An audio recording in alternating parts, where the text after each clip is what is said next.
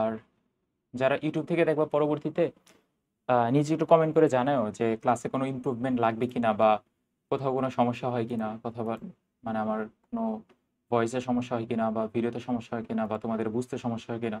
যে কোনো সমস্যা হলে নিচে কমেন্ট করো। যে তাছাড়া আমি বুঝবো কিভাবে যে তোমরা বুঝতে পারতেছো কিনা, বা আমার তো বুঝার কোনো ওয়ে লাগবে। সো একটু রেসপন্সিবল স্টুডেন্টের মতো বললো যে ভাইয়া সবকিছু শোনা যায় এবং সবকিছু দেখা যায়, সবকিছু ক্লিয়ার। তাহলে আমি সবকিছু মানে ভালো মতো শুরু করতে পারবো। নাহলে এমন হয় যে মাঝে মাঝে মাঝে মাঝে এমন হয় যে মানে সবকিছু ঠিক থাকে, হঠাৎ করে মাঝখানে আটকে যায়, ক্লাসটা ঠিক মতো রেডি হয় না, কারণ আমার তো এত হাই কোয়ালিটির ইনস্ট্রুমেন্ট নাই। যতটুকু ইনস্ট্রুমেন্ট আছে, যতটুকু নলেজ আছে, ততটুকু দিয়ে তোমাদের বলার চেষ্টা করি সবকিছু। আহ, তাহলে একটু করে শুরু করি ফেসবুক লাইভ থেকে। ফেসবুক লাইভে আরও কয়েকজন প্রলোভন যুক্ত হোক, আমরা শুরু করতে থাকি। আর তার মধ্যে যারা ইউটিউব থেকে রেকর্ডেড ভার্সনটা দেখবা ক্লাসের, তারা তোমরা বইটা বের করো। মেডিকেল ফার্স্ট টাইমার এবং সেকেন্ড টাইমার সবারই বইটা বের করো, হাজিরি স্যারের বই, কেমিস্ট্রি সেকেন্ড পেপার চ্যাপ্টার 1। এই চ্যাপ্টারটা বের করলে আশা করি বুঝতে পারবা। আর আর ফেসবুক থেকে সরাসরি তো কমেন্ট করতে পারবাই যারা ফেসবুক লাইভ থেকে দেখতেছো। একটু কমেন্টে জানাও তো সবকিছু শোনা যাচ্ছে কিনা ঠিক মতো।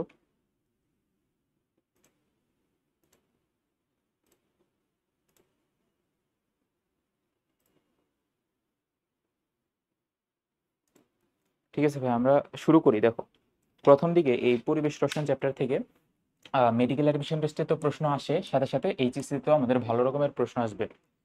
এইচএসসিতে তোমার যে এমসিকিউ গুলো আসে, ম্যাক্সিমাম এমসিকিউ মানে সেকেন্ড পেপারের প্রথম কয়েকটা এমসিকিউ দেখবা যে পরিবেশ রসায়ন থেকে দিছে, সিকিউ পরিবেশ রসায়ন থেকে দিছে। সিকিউ নিয়ে কথা বলবো না, যেহেতু মেডিকেল অ্যাডমিশন টেস্টের ক্লাস। আর সিকিউ এর অনেকগুলো ক্লাস আছে। আর তাছাড়া আমি তোমাকে একটা ভালো সাজেশন দিই, তুমি যদি ফার্স্ট টাইমের হয়ে থাকো, মানে সামনে এইচএসসি পরীক্ষার্থী হয়ে থাকো, তাহলে তুমি মানে কেমিস্ট্রিটা কিভাবে পড়বে এখন, যে ভাইয়া এমন একটা পদ্ধতি বলেন যে পদ্ধতিতে আমি মেডিকেলের প্রস্তুতি সাথে সাথে এইচএসসি এর প্রস্তুতি, মানে এইচএসসি সিকিউ এর প্রস্তুতি সাথে মেডিকেলের প্রস্তুতি নিলে তো এই চ্যাপ্টারের অবজেক্টিভ তোমার এমনি বস হয়ে যাবে তুমি। ওইটা নিয়ে চিন্তা নেই, কিন্তু সিকিউ এর প্রস্তুতি কিভাবে নিব, এটা একটা ভালো আইডিয়া দেন যেন আমি কম সময়ের মধ্যে ভালো একটা প্রস্তুতি নিতে পারি এইচএসসি, মানে মেনলি এইচএসসি 25-এর কথা বলতেছি। এরকম একটা কম সময়ে একটা ভালো একটা প্রিপারেশন বা প্রস্তুতি নিতে পারি, এটা একটা পদ্ধতি যদি আমি বলি। তাহলে দেখো, আমি লিখে দেই, লিখেই বুঝাই। সবার প্রথমে তুমি কি করবা ভাইয়া, তুমি এই যে মেডিকেল অ্যাডমিশন টেস্টে যে ক্লাসটা হয়, ওই মেডিকেলের যে ক্লাসটা, ওই ক্লাসটা খুব ভালো মতো করবা। আর এমন তো না যে তুমি কিছুই বুঝতেছো না, কথাবার্তার মধ্যে অনেক কিছুই তো বুঝতেছো। মেডিকেলের ক্লাস দেখে তো এমন না যে তুমি একদম কিছুই বুঝো না, এরকম তো বিষয়টা না। মানে এইচএসসি 25-এর কথা বলতেছি কিন্তু। আর সেকেন্ড টাইমারদের জন্য বলতেছি না। তাহলে মেডিকেলের জন্য তোমার যে কেমিস্ট্রির যে ক্লাসটা, ওই কেমিস্ট্রি ক্লাসটা দেখবা। কেমিস্ট্রি ক্লাসটা দেখা হয়ে গেলে বইটা দেখাবা, হাজারি স্যারের বই দেখাবা। বই তাকালে কি হবে, তোমার একটা কনফিডেন্স আসবে, স্পেশালি হাজারি স্যারের বইটা যদি দাগাও। কারণ হচ্ছে তোমাকে আমি একটা সত্যি কথা বলি, যারা এইচএসসি 25 ব্যাচের স্টুডেন্টরা আছো, তাদের ম্যাক্সিমামেরই বই মানে এই কেমিস্ট্রি বইটা, এই যে এই বই হাজারি স্যারের বইটা, মানে দেখবা যে একদম সাদা সাদা আছে, মানে কোনো দাগানো নাই, কিছু নাই। আমি এরকম অনেক স্টুডেন্ট অফলাইনে পড়াতে যাই, দেখছি যে বইটাই খুলে নাই, তারা পড়া শুরু করে বই মেডিকেলের প্রস্তুতির সময়। এরকম করলে তো হবে না, বা টেস্টের পরীক্ষার পরে এরকম করলে ভাই হবে? এরকম করলে আমাদের কিন্তু মানে প্রিপারেশনটা ওইভাবে ভালো হবে না। তুমি যদি হাজারি স্যারের বইটা দাগায় ফেলো বা ভালো মতো যদি তুমি পড়ে ফেলো, হাজারি স্যারের বই তখনই পড়া হয়। দেখো, ইঞ্জিনিয়ারিং এর প্রস্তুতির সময় হাজারি স্যারের বই কিন্তু এত দাগায় বা ভালো মতো পড়া হয় না। ভার্সিটি প্রস্তুতির জন্য এত জায়গায় ভালো মতো পড়া হয় না, ভার্সিটি প্রস্তুতির জন্য আমাদের ভার্সিটি প্রশ্ন ব্যাংক পড়লেই হয়। শুধুমাত্র মেডিকেল অ্যাডমিশন টেস্ট প্রিপারেশনের জন্য তোমার হাজিরি স্যারের বইটা দাগায় ভালো মতো পড়া যায়। আর এই অ্যাডভান্টেজটা তুমি কাজে লাগাবা। আর এই বইটা যদি তুমি এইভাবে দাগায় পড়ো, তাহলে ভাই তোমার মধ্যে একটা কনফিডেন্স গ্রো হবে। ওই কনফিডেন্স দিয়ে তুমি সামনের দিকে খুব ভালো একটা রেজাল্ট করতে পারবা। কিভাবে রেজাল্ট করতে পারবা, তুমি যদি ভার্সিটি অ্যাডমিশন প্রার্থী হও, তোমার সামনে যখন কিছুদিন পর এইচএসসি 25-এর কথাই বলতেছি, কিছুদিন পর ভার্সিটি পরীক্ষা দিবা, তখন তোমার মাথায় এটা থাকবে যে আমি বই কিছু না কিছু হইলেও পড়ে আসছি। তারপরে তুমি মেডিকেলের প্রস্তুতির জন্য তো তোমার বইটা ভালো মতো পড়া লাগবেই। সেকেন্ড টাইমারে যদি যদি তুমি প্রস্তুতি নিতে থাকো, সেকেন্ড টাইমারদের মেইন ভুল হয়ে থাকে ফার্স্ট টাইমে তুমি বইটা পড়ো নাই, তুমি অন্যান্য যে গাইডের যে সিরিজগুলো দেওয়া আছে, যেমন ধরে নিই আমি জয়কেলির গাইড পড়ছো তুমি ফার্স্ট টাইমে, অথবা তুমি ধরে নেই তুমি ফার্স্ট টাইমে মেডিট্রিক্স পড়ছো, শুধু মেডিট্রিক্স পড়ছো। হ্যাঁ দেখো, এটা কোনো ভুল কিছু না, তোমরা নাই বুঝতে পারো। কিন্তু এখন সেকেন্ড টাইমের প্রস্তুতির মধ্যে এসে যদি তুমি এই ভুলগুলো আবার রিপিট করো, তাহলে তোমার আসলে অ্যাকচুয়াল ভুল হবে। ফার্স্ট টাইমার এবং সেকেন্ড টাইমার দুইজনে একটু ভালো মতো শুনে রাখবো যে আমাদের যে মেরিট্রিক্স আছে, ওই মেরিট্রিক্স বা তোমার যে কোনো ধরনের কোচিংয়ের বই, রয়্যাল গাইড, একটু ইনিশিয়াল কথাবার্তা বলে নি তারপরে পড়াই যায়, নইলে তোমরা যদি ইনিশিয়াল জিজ্ঞাসা ধারণাই না থাকে তাহলে তো হবে না। মেরিট্রিক্স, রয়্যাল গাইড, মেডিকোর কম্পিনিয়ন বুক, এগুলো সবগুলোই আসলে কম্পিনিয়ন বুক। তারপরে ডাইজেস্ট, রেটিনা ডাইজেস্ট আর কি, এগুলো সবগুলোই কিন্তু কম্পিনিয়ন বুক। ওরা কিন্তু নিচে লিখে দেয় যে এগুলা মূল বইয়ের পরিপূরক না। সো মেরিট্রিক্স, কম্পিনিয়ন বুক, ডাইজেস্ট, এগুলো রং বেরঙের কালারের তোমার বই দেখার পরে তোমার এটা মনে হয় যে না আমি এটাই পড়ি, শুধুমাত্র এটা পড়তে পড়তেই তোমার যান চলে যায় এবং টাইম চলে যায়, আলটিমেটলি আমাদের ভালো একটা প্রিপারেশন হয় না।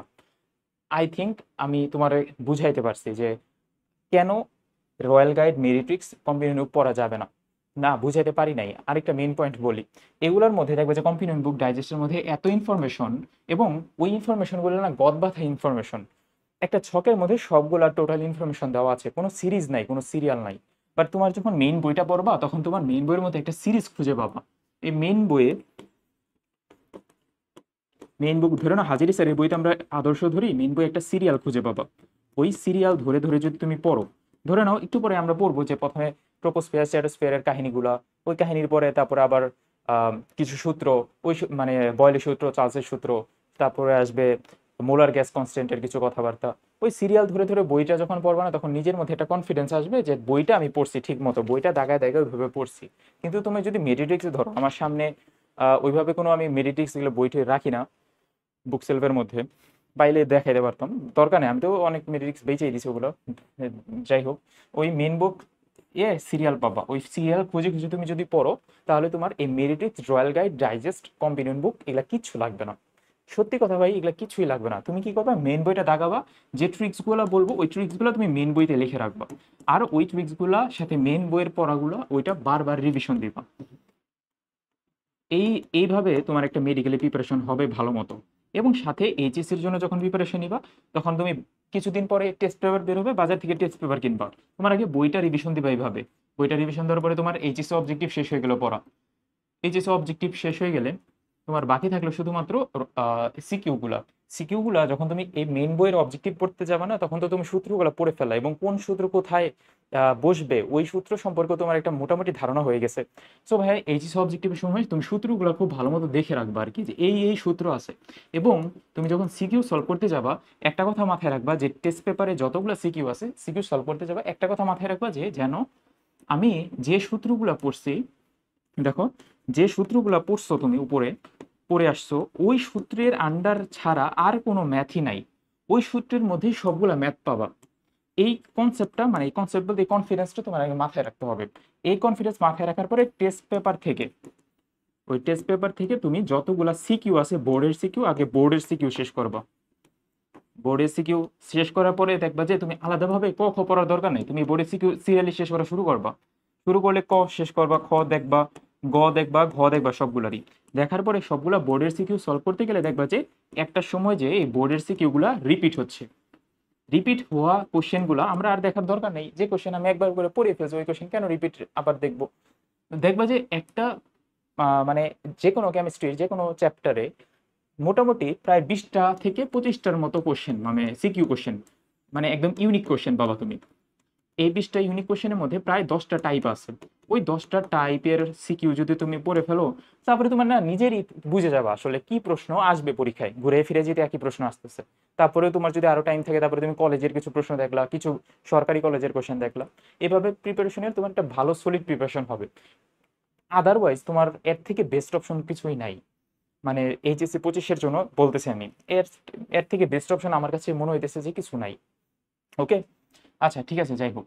তাহলে ভাইয়া আমি তোমাকে বুঝাইতে পারছি, এখন আসলে পড়াই চলে যাই আমরা মেইন মেইন পড়াতে। প্রথম পেজে কিছু নয়, দ্বিতীয় পেজ থেকে পড়া শুরু হবে। এখানে বায়ুমণ্ডলের গঠন এবং উপাদানের মধ্যে, বায়ুমণ্ডলের গঠনের মধ্যে তোমার আগে মাথায় রাখতে হবে যে ভূপৃষ্ঠ থেকে প্রায় 500 কিলোমিটার উচ্চতা পর্যন্ত আমরা হিসাব নিকাশ করবো, এবং 500 কিলোমিটার পর্যন্তই হচ্ছে বায়ুমণ্ডল বা অ্যাটমসফিয়ার। 500 কিলোমিটার এই ওয়ার্ডটুকু মাথায় রাখবো। এবং বায়ুমণ্ডলের মধ্যে নাইট্রোজেন গ্যাস আছে এবং অক্সিজেন গ্যাস আছে প্রমিনেন্ট। নাইট্রোজেন গ্যাসের পরিমাণ হচ্ছে 78%, অক্সিজেন গ্যাসের পরিমাণ 20.94। এটা দুইটা, এই ভ্যালুটা একটু পুরোটাই পড়তে হবে 20.94, 20% মনে রাখো না শুধু। কার্বন ডাইঅক্সাইডের পরিমাণটাও তোমার মাথায় রাখা লাগবে 0.033%। এবং অবশিষ্ট অংশ হচ্ছে জলীয় বাষ্প, নিষ্ক্রিয় গ্যাস, নাইট্রোজেন, সালফার, এগুলো হ্যান অনেক কিছু। এখন বায়ুমণ্ডলের টোটাল যে 500 কিলোমিটারের মধ্যে প্রায় শুধুমাত্র 11 কিলোমিটার পর্যন্তই 75% গ্যাসগুলো থাকে, এবং পরবর্তী অঞ্চলগুলোতে আস্তে আস্তে গ্যাসের পরিমাণ কমতে থাকে। এটা আমরা ফার্দার অন দেখবই। এতটুকু পর্যন্ত ক্লিয়ার থাকলে আমরা সামনের দিকে আসি। তারপরে দেখো আরো একটা কথা আছে যে বায়ুমণ্ডলে গ্যাসীয় পদার্থের মোট ভরের পরিমাণ হইতেছে 5 × 10⁻18 কেজি বা 5 × 10�15 আমরা জানি 1 টন হইতেছে 1000 কেজি। তাহলে যদি আমরা এটা দিয়ে কনভার্সন করে দিই তাহলে কিন্তু অ্যান্সার বের হয়ে যাবে। জাস্ট 3 ঘর সামনে আগাবো, 1000 কেজি যেহেতু 15 টন, 10⁻15 টন, এতটুকু তাহলে আমরা পারবো আশা করি। এখান থেকে আর কিছু নাই। আচ্ছা, পৃথিবীর গড় তাপমাত্রা কত, এই এমসিকিউটা একটু দাগায় রাখতে পারো। এখানে আছে এক জায়গায়, গড় তাপমাত্রা হচ্ছে 15 ডিগ্রি সেলসিয়াস। এতটুকু মাথায় রাখার পরে সামনের দিকে আসো। যত উপরে দিকে উঠতে থাকবো, দেখো এখানে কয়েকটা লেয়ারের নাম দেওয়া আছে। 0 থেকে 15 পর্যন্ত এটা হচ্ছে ট্রোপোস্ফিয়ার, তারপরে স্ট্র্যাটোস্ফিয়ার 15 থেকে 50 পর্যন্ত, 50 থেকে 80 বা 85 পর্যন্ত হচ্ছে মেসোস্ফিয়ার, তারপরে যে থার্মোস্ফিয়ার বা আয়নোস্ফিয়ার। তিনটা নাম একটু সিরিয়ালি মুখস্থ রাখবা, কোনো নেমোনিক্স নাই, কোনো কিছু নাই। Troppau, strato, মেসো, thermo. থার্মোস্ফিয়ার আর এক নাম আয়নোস্ফিয়ার। ঠিক আছে, এতটুকু পর্যন্ত ওকে হয়ে গেলে তুমি নিচের দিকে একটা ছক আছে, ওই ছকের দিকে আসবা। ছকের দিকে, হ্যাঁ, এই ছকের দিকে আসবে। এই ছকটা হচ্ছে তোমার মেইন পড়া। এই ছকের মধ্যে তুমি দেখার চেষ্টা করবা যে বায়ুমণ্ডলের যে যতগুলো স্তর আছে টোটাল 500 কিলোমিটার পর্যন্ত, 500 কিলোমিটার স্তরকে আবার 4টা লেয়ারে ভাগ করা হয়েছে। আচ্ছা, একটু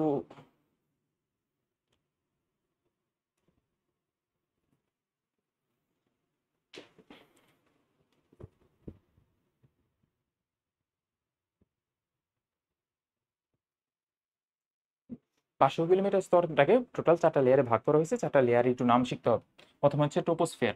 ট্রোপোস্ফিয়ার হচ্ছে ভূমি থেকে 15 কিলোমিটার উচ্চতা পর্যন্ত, এতটুকু আগে মাথায় রাখো। তারপরে স্ট্র্যাটোস্ফিয়ার 50, মেসোস্ফিয়ার এই 50-এর পরের ঘর 85 থেকে, এবং থার্মোস্ফিয়ার 500। তুমি এই শুধুমাত্র এই পয়েন্টটা শিখবে, মানে শেষের পয়েন্টটা, কারণ শেষের পয়েন্টটা শিখতে পারলেই তুমি কিন্তু পরের পরের ধাপের প্রথম পয়েন্টটা এমনি বের করতে পারবা বা আনতে পারবা। তাহলে এখানে 15 আসলে এখানে আসবে 50। তারপরে এখানে যদি শেষে 50 শেষে, এখানে আবার 50 থেকে শুরু হয়ে 85, আবার এখানে 85 থেকে শুরু হয়ে 500 কিলোমিটার। তো তো তুমি ভাইয়া এই পরিসরগুলো আগে মাথায় রাখবা। পরিসরগুলো মাথায় রাখার পরে তোমার একটা কনসেপ্ট মাথায় রাখা লাগবে যে চাপ কি হয়। চাপ আস্তে আস্তে যত উপরের দিকে উঠতে থাকে, ট্রোপোস্ফিয়ার, স্ট্র্যাটোস্ফিয়ার, থার্মোস্ফিয়ার, তত চাপের পরিমাণ কমতে থাকে, প্রেশার কমে থাকে। এই যে এইভাবে লিখে রাখো তোমার বইতে। তারপরে বাট চাপ কমতে থাকলে কি তাপমাত্রাও কমতে থাকবে? না, তাপমাত্রা ওইভাবে কমে না। তোমার নর্মালি প্রথমে ট্রোপোস্ফিয়ারের সময় 12 কিলোমিটারে যাওয়ার পরে -75 ডিগ্রি সেলসিয়াস হয়। এখানে টোটালটা কিন্তু সবগুলো এমসিকিউ এক একটা। আস্তে আস্তে উপরের দিকে যাচ্ছি, টেম্পারেচার কমতেছে। বায়ুমণ্ডলের টেম্পারেচার কত, কক্ষ তাপমাত্রা 25 ডিগ্রি সেলসিয়াস। তাহলে জিরো মানে আমাদের সার্ফেসে 0 কিলোমিটারে 25 ডিগ্রি সেলসিয়াস। আস্তে আস্তে উপরের দিকে উঠতেছি, 12 কিলোমিটারে -55 ডিগ্রি সেলসিয়াস। আচ্ছা, প্রথমে তাহলে হ্রাস পায়। দেখো একটা সিরিয়াল মেনটেন হবে, প্রথমে হ্রাস পায়, পরে আবার বৃদ্ধি পায়। বৃদ্ধি পায় কি হয়, -55 থেকে আবার +2-তে আসে। তুমি যদি এই ভ্যালুটা মনে রাখতে না পারো, এই যে এই ভ্যালুর কথা বলতেছি, এই যে 12 কিলোমিটার, এখানে 50 কিলোমিটার, এখানে 83 কিলোমিটার, কত কিলোমিটারে যে কতটুকু হ্রাস পাইছে এতটুকু যদি মনে রাখতে না পারো, তাহলে এটা মনে রাখবা যে ট্রোপোস্ফিয়ারে -55 পর্যন্ত উঠে, স্ট্র্যাটোস্ফিয়ারে +2 পর্যন্ত যায়। তারপরে ধাপ যেটা মেজোস্ফিয়ারে আবার হ্রাস পায়। এই যে দেখো আবার হ্রাস পায়। এবং এখানে ট্রোপোস্ফিয়ার মানে আগে যতটুকু হ্রাস পাইছে তার থেকে আরো বেশি হ্রাস পায়। কতটুকু হয়, -93 ডিগ্রি সেলসিয়াস। আর এটাই হইতেছে সব থেকে কম টেম্পারেচার, মানে টোটাল সিরিজের মধ্যে দেখো আর কোনো টেম্পারেচার পাবা না, সব থেকে কম। 83 কিলোমিটার উচ্চতাতে তোমার -93 ডিগ্রি সেলসিয়াস হয়। তাহলে প্রথমে হ্রাস পায়, পরে বৃদ্ধি পায়, পরে আবার হ্রাস পায়, পরে আবার বৃদ্ধি পায়, এবং এই বৃদ্ধির পরিমাণটা অনেক বেশি হয়। এই অনেক বেশি হয় বলে লাস্টের ধাপের আরেক নাম হচ্ছে থার্মোস্ফিয়ার বা আয়নোস্ফিয়ার। এখানে সবগুলা এত টেম্পারেচার বেড়ে যায় যে আয়নে পরিণত হয় সবকিছু, চাপ কমতে থাকে। আচ্ছা, আয়নোস্ফিয়ারে তাহলে কত ডিগ্রি সেলসিয়াস পর্যন্ত হাইয়েস্ট ম্যাক্সিমাম পর্যন্ত আমাদের টেম্পারেচার যাবে? 17-27 ডিগ্রি সেলসিয়াস। এভাবে মনে রাখবা, 1727 এভাবে না, 17-27 ডিগ্রি সেলসিয়াস পর্যন্ত হয়। শেষ, এটাই হইতেছে মূল কাহিনী। তারপরে দেখো হোমোস্ফিয়ার। হোমস্ফিয়ার বলতে বোঝায় যে এখানে সবগুলো গ্যাসই মানে যতটুকু যেভাবে থাকা দরকার ওইভাবেই আছে। একটু পরে আছে বিস্তারিত, আমরা দেখি কয়েকটা জিনিস। এর টোটাল যে এই প্রথম যে 3টা ধাপ, এই 3টা ধাপের মধ্যে হোমোস্ফিয়ার বিদ্যমান। আর পরের যে ধাপ আয়নোস্ফিয়ারে, এখানে হচ্ছে হেটেরোস্ফিয়ার বিদ্যমান। এতটুকু আগে মাথায় রাখতে হবে এই কনসেপ্টটা। নর্মালি হোমোস্ফিয়ার হচ্ছে ভূপৃষ্ঠ থেকে 85 কিলোমিটার উচ্চতা পর্যন্ত যে এরিয়া, ওইটাই হইতেছে হোমোস্ফিয়ার। বইয়ের নিচেই লেখা আছে। তারপরও হোমোস্ফিয়ারের মধ্যে মানে সংযুক্তিগুলা একদম অ্যাকুরেট পর্যন্ত থাকে। যেমন মুখ্য উপাদানগুলো তুমি মুখস্থ রাখবা এখান থেকে। আমরা একটু আগে যেটা বললাম, নাইট্রোজেন 78%, অক্সিজেন 20%। গণ উপাদানগুলো হইতেছে বাকি যেগুলো আছে, বাকিগুলো যদি তুমি চাও তাহলে পড়তে পারো, না চাইলে দরকার নেই। কিছু অল্প পরিমাণে আরো 12টা গ্যাস আছে, তাহলে 12টা গ্যাসের সাথে সাথে আরো আর্গন, কার্বন ডাইঅক্সাইড এবং কার্বন মনোক্সাইড, ওজোন, এগুলা সবকিছু আছে। একটা এমসিকিউ তোমার পরীক্ষায় আসবে, দেখো এটা আমি দাগাই দিচ্ছি যে আর্গনের জলীয় বাষ্পের পরিমাণ কত থাকে, 1 থেকে 4%, এবং আর্গনের পরিমাণ থেকে 0.93%। এটা কেমিস্ট্রি বইয়ের আরো অনেক জায়গায় আছে। আর্গনের পরিমাণ কত থাকে, আমাদের গৌণ উপাদান আর্গন। আচ্ছা, মুখ্য উপাদান অক্সিজেন, নাইট্রোজেন, এটার বাইরে বাকি যা যা আছে সব হচ্ছে গৌণ উপাদান। এই কথাটাকে মাথায় রাখতে হবে। দ্বিতীয় কথা, বাষ্প কতটুকু থাকে হোমোস্ফিয়ারের মধ্যে। হোমোস্ফিয়ার মানে 85 কিলোমিটার পর্যন্ত এরিয়াটা, 1 থেকে 4% থাকে। তারপরে ভাই আর্গন কতটুকু থাকে, 0.93% থাকে। এই দুইটা মনে রাখার পরে বাকিগুলা বেঁচতে যাক, দরকার নেই। হেটারোস্ফিয়ারের মধ্যে কিভাবে মনে রাখবা, এটা নর্মালি মেডিকেল আসবে না, কিন্তু কোচিং এর পরীক্ষায় আসে। কোচিং এর পরীক্ষায় মনে রাখার একটা টেকনিক বলি। মুখ্য উপাদানগুলোর মধ্যে কোনো আয়ন নাই, গৌণ উপাদানগুলোর মধ্যে আয়ন আছে। তারপরে কোচিং এ কি করে জানো, এখান থেকে দেয় যে এইভাবে, যে দেখো নাইট্রো অপশন দিবে নিচের কোনটি হেটারোস্ফিয়ারে মুখ্য উপাদান নয়। কোচিং এ এত ডিপ প্রশ্ন করবে তোমাকে। দেখে একটা টেকনিক, মানে টেকনিক না, এমনি তোমাকে একটা কোশ্চেন বলি। দেখো নাইট্রোজেন দিবে, অক্সিজেন দিবে, অক্সিজেন দিবে, আবার এন দিবে। তো তুমি কনফিউশনে পড়ে যাবা, এটা কি হলো, একটাতেও তো প্লাস নাই। প্লাস থাকলে তো গণ উপাদান হওয়ার কথা ছিল, একটাতেও প্লাস নাই, কি হবে এখন? এটা যে এন হবে ওইভাবে তুমি বুঝবা না। তো খুব ভালো মতো না পড়লে আসলে বোঝা যায় না। আসলে এখান থেকে মেডিকেল প্রশ্ন হবেও না, আমরা আপাতত ইমিট করি। ঠিক আছে ভাই, এখানে আর কিছু নেই। তারপরে সামনের দিকে,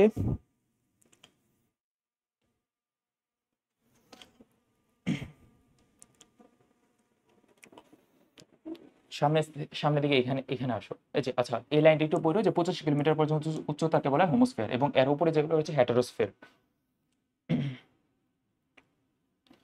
তারপরে তারপরে তারপরে এখানে আরো একটা কিছু কথাবার্তা আছে, যে স্ট্র্যাটোস্ফিয়ারের এরিয়াতে 50 কিলোমিটার পর্যন্ত উচ্চতাতে 2%, 2 ডিগ্রি সেলসিয়াস পরিণত হয়। এটা আমরা একটু আগে দেখলাম। এই স্ট্র্যাটোস্ফিয়ার ধাপে ইউভি রশ্মির একটা ভূমিকা আছে, এবং এই ইউভি রশ্মি মানে ওজোন স্তরকে, এই স্ট্র্যাটোস্ফিয়ার, এখানে একটা এই লাইনটা খুব ইম্পর্টেন্ট, মেডিকেল আসতে লাগবে। স্ট্র্যাটোস্ফিয়ারে ওজোন স্তর সূর্যের আলোর ইউভি রশ্মি শোষণ করে, এবং ওজোন স্তরটা আছে এই ইউভি রশ্মি শোষণ করে বলেই মানবজাতি ঠিকঠাক আছে, মানে বেঁচে আছে, মানে প্রাণীকুল সবকিছু ঠিক আছে। এটা আমরা ছোটবেলায় পড়ে আসছি। এবং ক্ষতিকর প্রভাব থেকে মুক্ত রাখে। এখন যদি তোমার ওজোন স্তর না থাকতো, তখন হতো বায়োলজিক্যাল যে ইকুইলিব্রিয়ামটা বা বায়োলজিক্যাল প্রতিক্রিয়া, এটা বিনষ্ট হয়ে যেত, ইকুইলিব্রিয়ামটা নষ্ট হয়ে যেত। এবং আলটিমেটলি বায়োলজিক্যাল ইকুইলিব্রিয়াম নষ্ট হলে চোখে ক্যাটারাক্ট তৈরি হতো। চোখে ক্যাটারাক্টের সাথে সাথে চামড়ায় ক্যান্সার তৈরি হতে পারতো। এবং ওজোন স্তর ইউভি রেশিও শোষণ করে অক্সিজেন পরিণত হয়। নর্মালি ওজোন স্তর ইউভি রেশিও শোষণ করে এবং অক্সিজেনে পরিণত হয়। তাহলে ওজোন স্তরের গুরুত্বটা অনেক বেশি। এবং ওজোন স্তর থাকে কোথায়, স্ট্র্যাটোস্ফিয়ার ধাপে। এবং ওজোন স্তরের ফলে আমরা বায়োলজিক্যাল ইকুইলিব্রিয়ামটা রক্ষা হয়, এবং ওজোন স্তরের ফলে যে ইউভি রশ্মিটা শোষণ করে এবং ওইটা অক্সিজেনে পরিণত হয়। এই কয়েকটা পয়েন্ট একটু মাথায় রাখলেই হবে।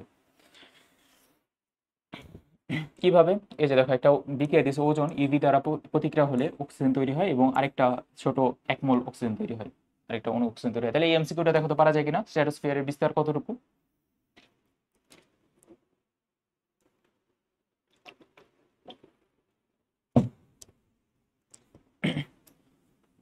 স্ট্র্যাটোস্ফিয়ারের বিস্তার কতটুকু, ভিডিওটা পজ করে একটু নিজে নিজে অ্যান্সার দেওয়ার চেষ্টা করো। দেখো এখন আবার পজ খুলো। 15 থেকে 50 কিলোমিটার স্ট্র্যাটোস্ফিয়ার। ট্রোপোস্ফিয়ার কত, 1 থেকে 15।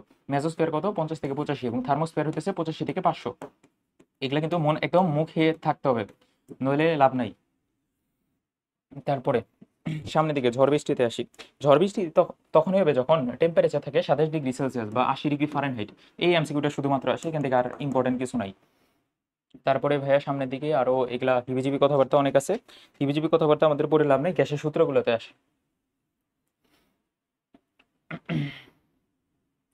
আচ্ছা, গ্যাসের সূত্রগুলো, টোটাল গ্যাসের সূত্র আছে 3টা। গ্যাসের সূত্র জানার আগে আমাদের আরো কয়েকটা জিনিস শিখতে হবে, যে পরিবর্তনশীল রাশি হচ্ছে টোটাল 4টা। পরিবর্তনশীল রাশির মধ্যে একটা হচ্ছে মোল, আয়তন, চাপ এবং টেম্পারেচার। যেটা আমরা ফিজিক্সের ক্ষেত্রে, ফিজিক্সে এন হয়তো বা পড়ি নাই, বাট এখন পড়তে হবে। টোটাল আবার বলি, মোল সংখ্যা এন, টেম্পারেচার টি, তারপর ভলিউম ভি, এবং প্রেশার হচ্ছে পি। এই 4টা কনসেপ্ট দিয়ে আমাদের টোটাল সূত্রগুলো বিস্তৃত। এবং এই টোটাল বিস্তৃত সূত্রগুলো হচ্ছে 3টা মেল সূত্র। একটা হচ্ছে বয়লের সূত্র, চার্লসের সূত্র, আর একটা হচ্ছে অ্যাভোগাড্রোর সূত্র। তাহলে আসো একটা একটা করে শুরু করি, বই থেকে শুরু করে, বইতে যেভাবে আছে। কিন্তু বয়েল চার্জ এবং এগুলা সূত্রগুলো শুরু করার আগে, এগুলা তো তোমরা এইচএসসিতে বিস্তারিত পড়ছোই, এগুলা সূত্র শুরু করার আগে আরো কিছু ইম্পর্টেন্ট এমসিকিউ আছে, ওই ইম্পর্টেন্ট এমসিকিউ গুলাতে আগে ফোকাস করো। এই পরের পেজে আয়তন, চাপ এবং তাপমাত্রার একক গুলাতে এখান থেকে এমসিকিউ এর একটা ভান্ডারই আছে, এই ভান্ডার খুলতে হবে। এমসিকিউ এর ভান্ডারে চলে আসি। এখানে প্রথম এমসিকিউ, 1 মিটার কিউব। আচ্ছা, 1 মিটার কিসের একক? মিটার হচ্ছে দৈর্ঘ্যের একক। একটা জিনিস হয়তো বা অনেকেরই কনফিউশন বাজে, আমি 1 মিনিটের মধ্যে তোমার ক্লিয়ার করে দিচ্ছি।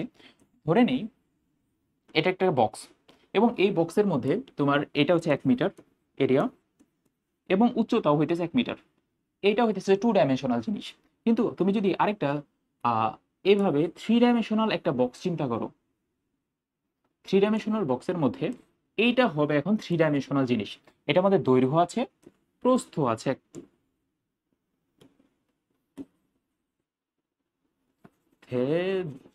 আচ্ছা সমস্যা নেই, এতটুকু হচ্ছে প্রস্থ 1 মিটার, এবং এই এরিয়াটা হচ্ছে উচ্চতা 1 মিটার। তো টোটাল 1 মিটারের একটা ঘনক যদি চিন্তা করি, তাহলে আমাদের 1 মিটার কিউব আসবে। 1 মিটার কিউব এরিয়াটা কিরকম আমি বলি, আমার এই বোর্ডের যতটুকু দূরত্ব দেখতেছো না, মোটামুটি এই পর্যন্ত, মোটামুটি এই যে এই পর্যন্ত হচ্ছে 1 মিটার। 1 মিটারের দৈর্ঘ্য, 1 মিটারের প্রস্থ, 1 মিটার উচ্চতা বিশিষ্ট টোটাল একটা বড় একটা এরিয়া তৈরি হবে। এই টোটাল বড় এরিয়াটা কিন্তু 1 লিটারের তুলনায় অনেক বড়। সো 1 লিটার হইতেছে একটা বোতল, একটা বোতলের সমান, আর 1 মিটার কিউব অনেক বড় একটা এরিয়া। সো তোমার কয়টা বোতল মিলাইলে ওই একটা বড় এরিয়ার সমান হইতে পারে? 1000টা। 1000 লিটার ইজ ইকুয়াল টু হইতেছে 1 মিটার কিউব। এই হিসাবটা বোঝানোর জন্য এতগুলো কথা বললাম। তাহলে চলে আসো এই পার্টের মধ্যে। 1 metre cube is equal to 10⁻³ is equal to 10⁻³ litre. তাহলে 1000 লিটার মিলে 1 মিটার কিউব হয়। আবার দেখো এখানে আরো একটা ইম্পর্টেন্ট কথা, হ্যাঁ 1 লিটার হচ্ছে আবার 1000 ml, এটা আমরা সবাই জানি। আবার 1000 ml মানে 1000 সিসি, 1000 ml মানে 1000 সিসি। তাহলে তোমাকে যদি বলে 1000 সিসি, এই যে এখানে আবার পরে লাইনে দেওয়া আছে, তাহলে 1 মিটার কিউব 10⁻³ ডেসিমিটার কিউব, 1000 বা 1000 decimetre cube is equal to 10⁻³ litre. এতটুকুকে 1 মিটার কিউব 10⁻³ লিটার মানে 1000 লিটার। আবার 1 লিটারে যদি হয় 1000 সিসি, তাহলে 1000 লিটারে হবে 10⁻⁶ সেন্টিমিটার কিউব। এটা ছোট বাচ্চাদের ম্যাথ, এটা আমরা এটা করানোর দরকার নেই। এতটুকু যেন আমরা পারি যে তোমাকে যদি বলে আলটিমেটলি 1 মিটার কিউব কত সিসি, 10⁻⁶ সিসি। 1 মিটার কিউব কত, 1 মিটার কিউব কত লিটার, 1000 লিটার। 1 মিটার কিউব কত ডেসিমিটার কিউব, 10⁻³ ডেসিমিটার কিউব। তাহলে তোমাকে বলি ডেসিমিটার কিউব আর লিটারের মধ্যে সম্পর্ক কি? ডেসিমিটার কিউব আর লিটারের মধ্যে সম্পর্ক সেম সেম। 1 লিটার ইজ, এই যে দেখো এখান থেকে বোঝা যাচ্ছে 10⁻³ ডেসিমিটার কিউব যদি হয় 10⁻³ লিটার, তাহলে 1 decimetre cube is equal two 1 litre. 1 litre, এই সিম্পল কথা। এই কনসেপ্টটুকু আমরা যেন কনভার্সনের সময় ম্যাথ করার ক্ষেত্রে পারি। ওকে, ঠিক আছে, এটা গেলো তো হইতেছে আয়তনের হিসাব। তারপর আসলে প্রেশারের হিসাবগুলো। প্রেশারকে নর্মালি প্রকাশ করা হইতেছে এটিএম দিয়ে। এটিএম হইতেছে আমাদের নর্মালি প্রকাশ করার ইউনিট। 1 ATM এর একটা সংজ্ঞাও দেওয়া আছে যে 45 ডিগ্রি অক্ষাংশের মধ্যে বায়ুমণ্ডলের যে চাপ 760 মিলিমিটার পারস্তম্ভের চাপের সমান হয়, সেটা হচ্ছে এটিএম। এবং এই এটিএম এর মধ্যে একটা ইম্পর্টেন্ট যে কথাটা আছে, এটিএম কিন্তু এসআই একক না। এসআই একক হচ্ছে চাপের এসআই একক নিউটন পার মিটার স্কয়ার অথবা প্যাসকেল। প্যাসকেল। এবং এখানে প্যাসকেল এবং এটিএম এর মধ্যবর্তী সম্পর্কটা কি, এটা পরীক্ষায় আসবে। প্যাসকেল এবং এটিএম এর মধ্যে সম্পর্ক হচ্ছে 1 ATM is equal to 0.76 metre mercury pressure. 0.76 metre কিন্তু মিলিমিটার না, মিলিমিটার হইলেও 760 মিলিমিটার হইতো, 1000 দিয়ে গুণ দিতে হবে। তো এখানে আলটিমেটলি ক্যালকুলেশন করতে এগুলো ভিতরে ক্যালকুলেশন লাগবে না। এই লাইনটা ইম্পর্টেন্ট যে এটিএম 101.325 ইন্টু 10⁻³ প্যাসকেল। এই যে এটাই কিন্তু প্যাসকেল, এই যে এখানে লেখা আছে। তাহলে এই 10⁻³ অংশটুকু যদি উঠাই দিই, তাহলে আসবে কিলো প্যাসকেল, 101.325 কিলো প্যাসকেল। অথবা আমি যদি আরো ভালো ভাষায় লিখতে চাই, এই লাইনটা আসবে, এই যে এই লাইনের মানেই এটা, কিলোর বদলে কিলো উঠাই দিব, বা 10⁻³ উঠাই দিলে এই দশমিক যদি আমি আরো 2 ঘর বামে দিই, তাহলে আলটিমেটলি আসবে 1.01 into 10⁵ newton per metre square বা এত প্যাসকেল। আলটিমেটলি তাহলে একটা লাইন আসে, লাইনটা হচ্ছে এরকম যে 1 ATM is equal to 101.325 kilo pascal, এটা লেখা যায়। অথবা 101.325 newton per into 10⁻³ newton per metre square. যেহেতু প্যাসকেল আর নিউটন পার মিটার স্কোয়ার একই জিনিস, প্যাসকেল আর নিউটন পার মিটার স্কোয়ার একই জিনিস, আর কিলো মানে 10⁻³ একই জিনিস। এই কিলো যে কথা 10⁻³ একই কথা। আচ্ছা, তারপরেও লেখা যায়, আরো একটা জিনিস লেখা যায়, 1 পয়েন্ট, 2 ঘর বামে দিব, 0.1325 ইন্টু 10⁵ প্যাসকেল, এটাও লেখা যায়, is equal to 760 millimetre mercury pressure HGP, অথবা 0.76 মিটার মার্কারি প্রেশার। তাহলে কোনো কনফিউশন আছে এদের উপরে? কনফিউশন নেই। আমরা একটু আগে আরেকটা জিনিস শিখলাম যে 1 metre cube is equal to 1000 litre. কোনো কনফিউশন আছে? তোমার কাছে যদি মনে হয় আজারে জিনিস পড়াইতেছি ভাই, এগুলাই তুমি ভুল করবা পরীক্ষায়, দেখবা যে এগুলাই তোমার ভুল হইতেছে। তোমাকে যদি হঠাৎ করে একসময় জিজ্ঞেস করি 1 ডেসিমিটার কিউব কত লিটার, তাহলে তোমার মনে থাকবে না। আচ্ছা যাই হোক, ঠিক আছে, এতটুকু পর্যন্ত পড়া হয়ে গেলে তারপরে আসো, আরো একটা কথা আছে যে 760 মিলিমিটার মার্কারি প্রেশার মানে হচ্ছে আবার 1 টর, হ্যাঁ, 1 millimetre mercury pressure is equal two 1 টর। টর মনে হয় ডাবল আর দিয়ে লেখে না? টর, হ্যাঁ ডাবল আর দিয়ে লেখে, হ্যাঁ ঠিক আছে। তারপর তাহলে এটা লেখা যায় না যে 760 টর, 760 টর কিন্তু লেখা যায়। আবার তাহলে টোটাল আবার আরেকটা জিনিস লেখা যায়, 760 টর ইকুয়াল টু 1 বার। তাহলে আলটিমেটলি আবার সামারাইজ করি, 1 ATM ইজ ইকুয়াল টু কত, 1 ATM কত প্যাসকেল, এবং কত প্যাসকেলের পরে কত মিলিমিটার মার্কারি প্রেশার, কত টর এবং কত বার, 1 বার ইজ ইকুয়াল টু 760 টর বা 760 মিলিমিটার মার্কারি প্রেশার। তাহলে ভাই এই কয়টা সিকিউ যেন আমরা মানে কি বলে এমসিকিউ যেন পারি। ওকে, দেন সামনের দিকে আসো, এসটিপি এসএটিপি পরের পেজে। পরের পেজে এই দুইটা পার্ট, এই যে এই দুইটা ছক খুব ইম্পর্টেন্ট মেডিকেলের জন্য, এসটিপি কি এবং এসএটিপি কি। এসটিপির ফুল মিনিংটা হচ্ছে স্ট্যান্ডার্ড টেম্পারেচার অ্যান্ড প্রেশার, প্রথমে ফুল মিনিংটা জানতে হবে, এবং পরবর্তীতে তোমার জানতে হবে এসটিপিতে স্ট্যান্ডার্ড টেম্পারেচার অ্যান্ড প্রেশারের মধ্যে প্রেশার কত, ভলিউম কত, টেম্পারেচার কত, তিনটা টপিক। আবার বলি, টেম্পারেচার কত, 0 ডিগ্রি সেলসিয়াস বা 273 কেলভিন, এটা আশা করি পারো। এতক্ষণ ধরে যা দেখলাম, প্রেশার কত, 1 ATM, 1 ATM মানে কত প্যাসকেল, 101.325 কিলো প্যাসকেল বা 1.01 325 ইন্টু 10⁵ প্যাসকেল। ভলিউম কত, ভলিউম হচ্ছে 22.4 লিটার পার মোল, 22.4 পার মোলের মধ্যে এত লিটার। আমরা এটা দিয়ে ম্যাথ করবো, মেইনলি স্টোইচিওমেট্রি যতগুলো ম্যাথ আছে মেইনলি এই এসটিপির এই কাহিনী দিয়ে ম্যাথগুলো করা লাগে। তারপরে তার পরবর্তী হিসাবের মধ্যে এসএটিপিতে, এসএটিপির ফুল মিনিং কি, স্ট্যান্ডার্ড এমবিএন্ট টেম্পারেচার অ্যান্ড প্রেশার। এখানে এমবিএন্ট কথাটা আসবে, এর এমবিএন্ট কথাটাই হলো মেইনলি পারিপার্শ্বিক আবহাওয়ামণ্ডল বা কক্ষ তাপমাত্রা। এই এসএটিপি প্রকাশ করে কক্ষ তাপমাত্রাতে, আর কক্ষ তাপমাত্রাতে টেম্পারেচার কত, 25 ডিগ্রি সেলসিয়াস, এটা আমরা সবাই জানি, 25 ডিগ্রি সেলসিয়াস অথবা 298 কেলভিন। চাপ কত ভাইয়া, চাপও আমরা সবাই জানি, কক্ষ তাপমাত্রায় চাপ হইতেছে 1 ATM, 1 ATM হইতেছে কক্ষ তাপমাত্রার চাপ। কিন্তু এখানে 1 ATM লিখছে, কিন্তু এখানে 1 ATM কেন লেখা নাই, এমনি লেখা নাই। দেখো এখানেও 101 কিলো প্যাসকেল, এখানে 100 কিলো প্যাসকেল, মাত্র 0.1 কিলো প্যাসকেল উল্টাপাল্টা, কিন্তু আসলে কিন্তু সেম জিনিসই। কিন্তু তুমি পরীক্ষায় আসলে যেন আবার ভুলভাল না করো, পরীক্ষায় যেহেতু বইতে দেওয়া, বইতে ওইটাই দিব আমরা, 100 কিলো প্যাসকেল যেটা দেওয়া ওইটাই আমরা ধরে নিব। তারপরে কত, যেহেতু একটু প্রেসারে চেঞ্জ হয়েছে এবং টেম্পারেচারে চেঞ্জ হয়েছে, যার কারণে 1 মোল গ্যাসের ভলিউমটাও এখানে চেঞ্জ হবে। 1 মোল গ্যাসের ভলিউম কত হবে এখানে, 24.789 লিটার পার মোল। এই কয়েকটা টপিক আমরা যেন ভুল না করি এসটিপিতে এবং এসএটিপিতে, টোটাল হিসাব নিকাশগুলো। I think clear enough. Then চলে এসো বয়লের সূত্রতে। বয়লের সূত্রের মধ্যে অনেকগুলো কথাবার্তা উপরে নিচে, এত কথাবার্তা আমি না যায়া সরাসরি এই লাইনটা একটু ইন্ডিকেট করলেই হয়। বয়লের সূত্র হচ্ছে পি প্রপোর্শনাল টু 1/v, মানে কোন একটা গ্যাসের মধ্যে তুমি যদি প্রেশার বাড়াও তাহলে ভলিউম কমবে। এই সিম্পল কথা না, একটা বেলুনের মধ্যে যদি প্রেশার বাড়াও ভলিউম কমবে। হ্যাঁ, এই সিম্পল কথাটাই তুমি যদি গ্রাফে রিপ্রেজেন্ট করো তাহলে আরেক রকম হিসাব নিকাশ আসবে। আচ্ছা উপরে নিচে এগুলো কিছু পড়া লাগবে না, যেগুলো বলতেছি শুধু ওইটা পড়ো।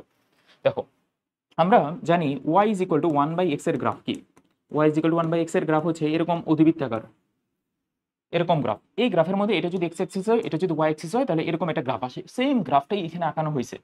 এই সেম গ্রাফের মধ্যে প্রেশারটা আমি নিচের দিকে দিছি এবং আয়তনটা উপরের দিকে দিছি, এবং উপরের দিকে দিলে গ্রাফটা সবগুলাই এরকম আসবে, মানে লিনিয়ার, মানে একদম সরল রেখা আসবে না, কিন্তু সবসময় একটু বাঁকা রেখা আসবে। এটাই হচ্ছে ওয়াই ইকুয়াল টু 1/x এর গ্রাফের হিসাব। মেইন কনসেপ্ট হচ্ছে এটা। মেইন কনসেপ্ট অনুযায়ী তাহলে তোমাকে প্রশ্ন করবে যে বয়লের সূত্রতে এই লেখটার নাম কি, বয়লের সূত্রে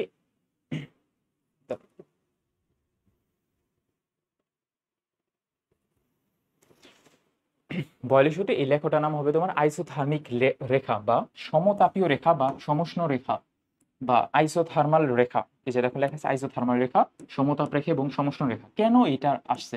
কারণ একটু আগে আমরা পড়লাম যে চারটা মানে মৌলিক একক আছে। চারটা মৌলিক এককের মধ্যে হচ্ছে ভলিউম, প্রেসার, টেম্পারেচার। চারটা মৌলিক এককের মধ্যে কি কি আছে? টেম্পারেচার, তারপর হচ্ছে ভলিউম, আর হচ্ছে প্রেসার, আর একটা এন। নর্মালি এন কনস্ট্যান্ট থাকে, আমরা ধরে নিই এখানে যেহেতু দুইটা ভেরিয়েবলের মধ্যে একটা হচ্ছে ভলিউম আর এবং প্রেসার, এই দুইটাই যেহেতু চেঞ্জ করতেছি তাহলে কোনটা কনস্ট্যান্ট আছে? বয়লের সূত্রতে কনস্ট্যান্ট থাকে টেম্পারেচার। যেহেতু টেম্পারেচার কনস্ট্যান্ট থাকে যার কারণে এটার নাম হচ্ছে আইসো থার্মাল। আইসো মানে সমান, থার্মাল অংশটুকু মানে হচ্ছে টেম্পারেচার। তো আইসো থার্মাল বা সমতাপীয় রেখা বলতে বোঝায় এই টাইপের রেখা এবং এই রেখা। এবং এই রেখার আরো একটা কথা আছে যে অধিবৃত্তাকার। আমি অধিবৃত্তাকারই তো বললাম, অধিবৃত্তাকার বা হাইপারবোলিক। এই রেখাটা হাইপারবোলিক রেখা। এটা ফিজিক্সের বইতে আবার অন্য কিছু দেওয়া, আমরা আপাতত ফিজিক্সের বই ইমিট করে মোটামুটি এতটুকু যেন মাথায় রাখি। এতটুকু মাথায় থাকলে তারপরে আসো সামনের দিকে। আইসোথার্মাল রেখাকে আরো একভাবে প্রকাশ করা যায়, বা আইসোথার্মিক রেখার যে গ্রাফটা স্পেশালি এইচএসসির গ্রাফের মধ্যে মানে পরীক্ষায় আসে এটা। এইচএসসি পরীক্ষাতে তোমাকে বা বিভিন্ন ধরনের ইঞ্জিনিয়ারিং টাইপের পরীক্ষাতে বা ভার্সিটি টাইপের পরীক্ষাতে এই টাইপের কথাবার্তা দেয়। আইসোথার্মাল রেখার মধ্যে তোমার আমরা জানি P is proportional two 1/v। আমি যদি 1/v কেই একটা চলক ধরি, মানে এইটা আমি ধরবো এক্স এবং পি কে ধরবো ওয়াই, তাহলে Y is equal to X. এই রেখার গ্রাফ কেমন আসে? একদম সরল রেখা। এই যে দেখো এটাই কাহিনী করছে, 1/p এর বনাম ভি এর গ্রাফ সরল রেখা আসবে, কারণ এই টোটালটা মিলেই এক্স ধরছি, তাহলে তো এটা পরস্পরের সমানুপাতিক। তাহলে পি প্রপোর্শনাল টু তো 1/v আসলো, মানে পরস্পর সমানুপাতিক। এটা যদি বা 1/p is proportional two V, simple হিসাব। সেম কথা, এখানে যেন কোনো রকম ভুল না হয়। আবার আরো একটা কনসেপ্ট আছে যে পি প্রপোর্শনাল টু 1/v যদি হয় তাহলে ভাইয়া PV is equal to constant, তাই না? কনস্ট্যান্ট, কারণ ভিটা এই পাশে দিছি, বাকিটুকু ওয়ান থাকে, ওয়ানের অংশটুকু বাকি যতটুকু যা থাকে ওইটাই কনস্ট্যান্ট। তাহলে পিভি যদি কনস্ট্যান্ট হয় তাহলে তোমার পিভি বনাম পি এর যে গ্রাফটা থাকবে ওই গ্রাফের মধ্যে পিভি যেহেতু কনস্ট্যান্ট, সো সবসময় কনস্ট্যান্ট রেখার গ্রাফটা মানে কনস্ট্যান্ট রেখার লাইনটা, এই যে এই লাইনের দিকে খেয়াল করো, খেয়াল করলে দেখবে যে সবগুলা লাইন একদম সমান্তরাল রেখা। এতটুকু পর্যন্ত ক্লিয়ার থাকলে, এতটুকু পর্যন্ত বুঝলে আমাদের মোর দেন এনাফ এইচএস এর জন্য এবং মেডিকেলের জন্য। তারপরে সামনের দিকে আসে বয়লের সূত্রের গাণিতিক সমাধান, এগুলো অনেক কথাবার্তা আছে, কয়েকটা ম্যাথ করে নিও এখান থেকে। এমসিকিউ 1.4 এর দিকে আসি। এমসিকিউ 1.4 এর দিকে এই এই টাইপের ম্যাথ মেডিকেলে আসার মতো, এবং এটা একটু দেখার চেষ্টা করো, তোমরা একবার নিজে প্র্যাকটিস করার চেষ্টা করো যে 25°C 1 atm চাপে 4 লিটার অক্সিজেন গ্যাসকে যদি আমি 0.8 লিটারে পরিণত করি তাহলে চাপ কতটুকু বাড়াইতে হবে? এখানে কিন্তু ভলিউম কমতেছে, ভলিউম যদি কমে চাপ তাহলে বাড়ে। এখানে কোশ্চেনটা করছে যে এই পরিণত করতে চাপের বৃদ্ধি কত হবে, চাপ কতটুকু হবে এটা কিন্তু চাই নাই, চাপের বৃদ্ধি কতটুকু হবে এটা চাইছে। সো এই ম্যাথটা কিভাবে করা যায়? একদম সিম্পল হিসাব, P1 is equal two P2 V2। এই কনসেপ্ট তুমি বের করবা। এই কনসেপ্ট দিয়ে বের করার সময় তাহলে আমাদের বের করতে হবে যে P2 এর ভ্যালুটা, P2 এর ভ্যালু হচ্ছে P1V1 যদি গুণ দাও 1 × 4 আসবে এবং নিচে আসবে হচ্ছে তাহলে 0.8। এটা দিয়ে যদি ক্যালকুলেশন করো, হ্যান্ড ক্যালকুলেশন কিভাবে করবে? এটা উপরে 4 এবং নিচে হচ্ছে 8 × 10⁻⁻1। কোনো ভেজাল আছে এতটুকুতে? কোনো ভেজাল নাই। 8 10⁻⁻1 যদি নিচে থাকে তাহলে উপরে গুণ আকারে কি হয়? গুণ আকারে হয় 10, তাহলে উপরে হচ্ছে 40, নিচে হচ্ছে 8, তাই না?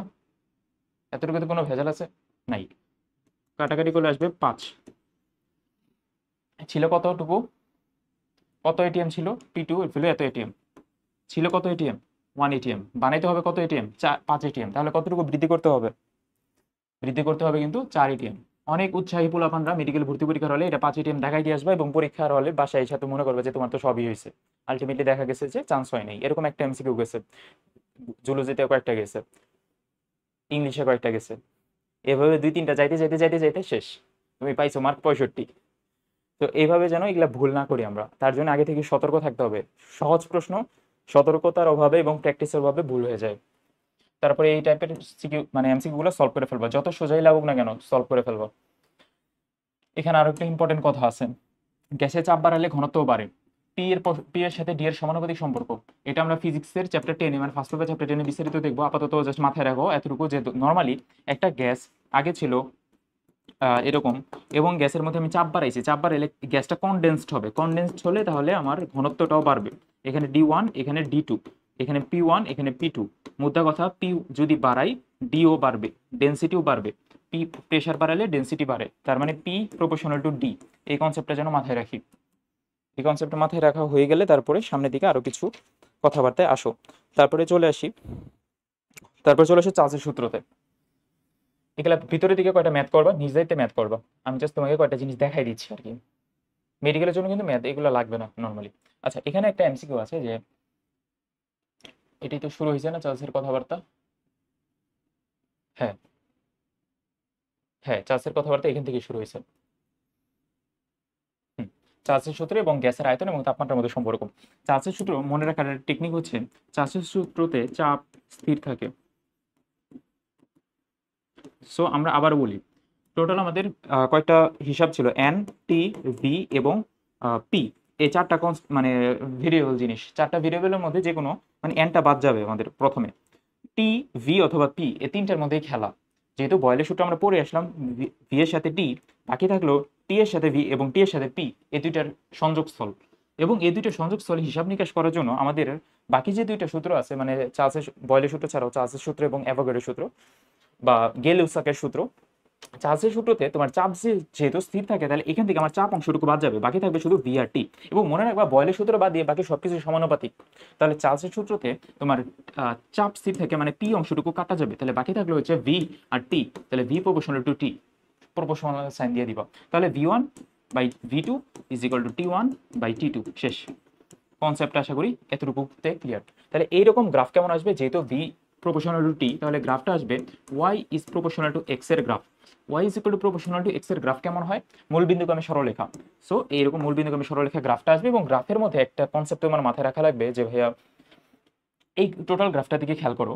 এখানে ভি বনাম তোমার সেলসিয়াস এবং কেলভিন দুইটা টেম্পারেচার আমাদের তুলনা করা হয়েছে। দুইটা টেম্পারেচার তুলনার মধ্যে প্রথম যে হিসাবটা 0 ডিগ্রি সেলসিয়াস এবং 300 ডিগ্রি সেলসিয়াস, সামনের দিকে টেম্পারেচার বাড়তেছে।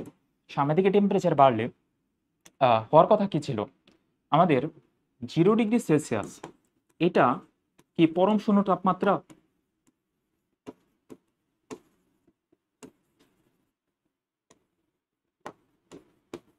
এটা কি পরম শূন্য তাপমাত্রা 0 ডিগ্রি সেলসিয়াস? না, পরম শূন্য তাপমাত্রা না। 0 ডিগ্রি সেলসিয়াস পরম শূন্য তাপমাত্রা। পরম শূন্য বলতে বোঝায় এই টেম্পারেচারের থেকে আর কম হইতে পারে না, ওইটাই পরম শূন্য, অ্যাবসলিউট জিরো টেম্পারেচার। ও এর থেকে আর কোনো কম হইতেই পারে না। তাহলে এই 0 ডিগ্রি সেলসিয়াস তো পরম শূন্য হইতে পারে না। কেন?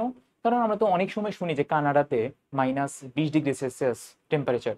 তারপরে আমাদের কোনো এক উত্তরবঙ্গ না, উত্তর মেরুতে -25 ডিগ্রি সেলসিয়াস, -25 ডিগ্রি সেলসিয়াস ওইখানে হচ্ছে।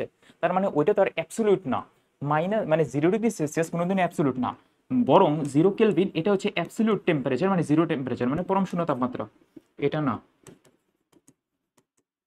তাহলে তোমাকে যদি বলে পরম শূন্য টেম্পারেচার কোনটা, 0 কেলভিন। তাহলে আবার আসি মেইন কথাতে। আমরা যেহেতু তাপগতিবিদ্যা চ্যাপ্টারটা হয়তো বা পড়ছি, তাপগতিবিদ্যা চ্যাপ্টারে মেইন কথা এগুলাই। 0 ডিগ্রি সেলসিয়াস পরম শূন্য তাপমাত্রা না, 0 কেলভিন পরম শূন্য তাপমাত্রা। যেহেতু 0 কেলভিন পরম শূন্য তাপমাত্রা, তুমি যদি একটা কেলভিনের গ্রাফ দিয়ে আঁকো, মানে একটা গ্রাফ আঁকো যেখানে এখানে কেলভিন টেম্পারেচার এবং ভলিউম উপরের দিকে, এখানে 0 দিয়ে শুরু হবে, অবশ্যই গ্রাফের এই পয়েন্টটা তো জিরোই।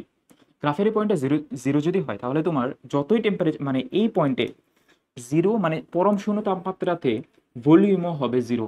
এটা একদম ইউনিভার্সাল কথা। যেহেতু পরম শূন্য তাপমাত্রা কেলভিনে জিরো, তাহলে ভলিউমও জিরো হবে। এইভাবে গ্রাফটা আসবে। দেখো তো এটা আসছে কিনা।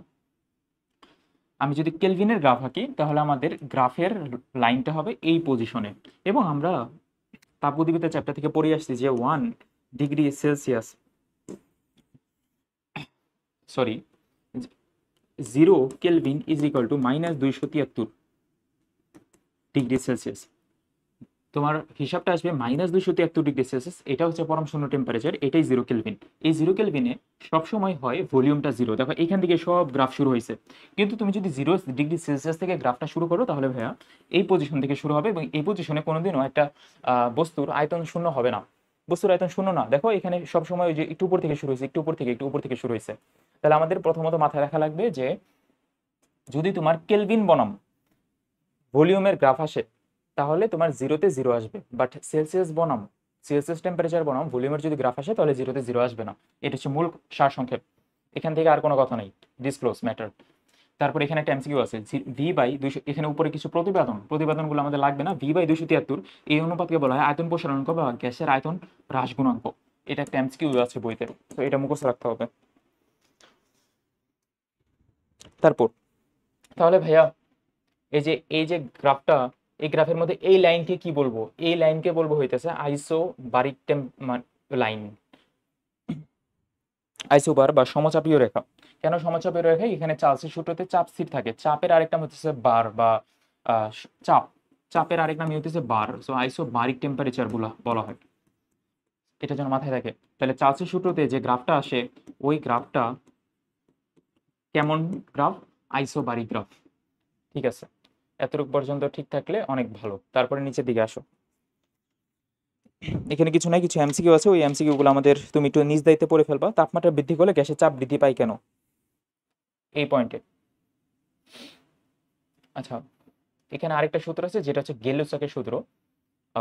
গেলুসকের সূত্র অনুসারে এখানে একটা কথা মাথায় রাখতে হবে যে গেলুসকের চাপের সূত্র, ওই চাপের সূত্রতে তাহলে বাকি দুইটা পয়েন্ট থাকে, একটা হচ্ছে প্রেশার বাকি থাকে আর টেম্পারেচার বাকি থাকে, এই দুটো সমানুপাতিক সম্পর্ক। এবং এই সমানুপাতিক সম্পর্ক অনুসারে তাহলে আমরা এটাও লিখতে পারি যে টেম্পারেচার যদি বাড়াই তাহলে যেহেতু প্রেশারের সাথে আবার ডি এর সম্পর্ক সমানুপাতিক, তাহলে টেম্পারেচারের সাথে কি ডি এর সম্পর্ক সমানুপাতিক হবে? এই কোশ্চেনের অ্যান্সার হচ্ছে না, হবে না। তুমি যত টেম্পারেচার বাড়াবা তত তোমার আস্তে আস্তে ঘনত্বটা কমতে থাকবে। এটা বিস্তারিত ব্যাখ্যা আছে, আমাদের ব্যাখ্যাতে না যাই। এভাবে মনে রাখি যে ধরে নাও তুমি একটা মানে জাল দিচ্ছ একটা কিছু, জাল দেওয়ার মাধ্যমে তোমার পানি ছিল পাতিলে, পানি থেকে আস্তে আস্তে বাষ্পে পরিণত হবে। এখন আমাকে অ্যান্সার দাও যে পানি থেকে কি লিখলাম, পানি থেকে বাষ্পে পরিণত হওয়ার সময় তোমার পানিটা বাষ্পে যখন হবে, বাষ্পের ঘনত্ব কি পানির ঘনত্ব থেকে বেশি নাকি কম? বাষ্পের ঘনত্ব কম পানি থেকে, পানির ঘনত্ব বেশি। তো পানির ঘনত্ব যেহেতু বেশি, এখানে টেম্পারেচার বাড়াইছি কোথাতে? বাষ্পেতে টেম্পারেচার বাড়াইছি, তাহলে টেম্পারেচার এখানে কমাইছি, টেম্পারেচার এখানে বাড়াইছি, তার মানে আলটিমেটলি এই লাইনটা দাঁড়ায় যে ঘনত্বের সাথে টেম্পারেচারের ব্যস্তানুপাতিক সম্পর্ক। তাহলে এখানে কিন্তু তোমার আসবে প্রেশারের সাথে টেম্পারেচারের সমানুপাতিক সম্পর্ক হলেও ঘনত্বের সাথে টেম্পারেচারের ব্যস্তানুপাতিক সম্পর্ক। আলটিমেটলি এই কথাটা আমরা যেন মাথায় থাকে এবং ভালো মতো মাথায় থাকে। গেলুসকের চাপের সূত্র এতক্ষণ ধরে এটাই বলতেছি, গেলুসকের চাপের সূত্র হচ্ছে এটাই যে পি প্রপোর্শনাল টু, এই যে এটা পি প্রপোর্শনাল টু হচ্ছে টি। সো পি প্রপোর্শনাল টু যদি টি হয় তাহলে এই লাইনটা যে আসবে এই লাইনটা হবে সম, কি লেখা, কি কি রেখা এই লাইনটা? সম আয়তনীয় রেখা। যেহেতু আয়তন বাকি থাকে, আমরা বলি আবার ভি, পি আর টি, তিনটা জিনিস ছিল, তিনটা জিনিসের মধ্যে ভিটা এখন বাদ যাবে, বাকি থাকবে পি আর টি। তার মানে ভিটা কনস্ট্যান্ট। ভি যদি কনস্ট্যান্ট হয় তাহলে এই গ্রাফের নামই হবে সমায়তনীয় রেখা বা আইসোকোরিক। কোর মানে এখানে বোঝাবে আয়তন। আশা করি এতটুকু ক্লিয়ার। এর বাইরেও আর কোনো কিছু পড়া লাগবে না, এর বাইরে আর কিছু নাই। তাহলে P1/T1 is equal two P2/T2।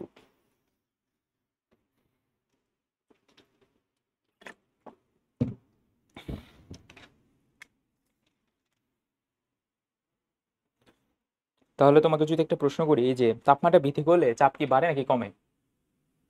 তাপমাত্রা বৃদ্ধি করলে চাপ বাড়ে। কেন বাড়ে? এই যে এই সূত্র অনুসারে বাড়ে, কেলভিনের চাপের সূত্র দ্বারা। তারপর যেহেতু তাপমাত্রা বৃদ্ধি করতেছি তাহলে আমার গতিশক্তিও বাড়বে। কেন গতিশক্তি বাড়বে? কারণ গতিশক্তি একটা সূত্রই আছে টেম্পারেচারের সাথে, একটু পরেই আছে। আচ্ছা, তার আগে আরো একটা এমসিকিউ আছে, যে এমসিকিউ বলতে আরো একটা সূত্র আছে, সূত্রগুলো মাঝখানে বইয়ের ভিতর থেকে আমি দেখাবো, আর নিজে নিজে না লিখে বইয়ের ভিতর থেকে বের করে ওরে দেখাই।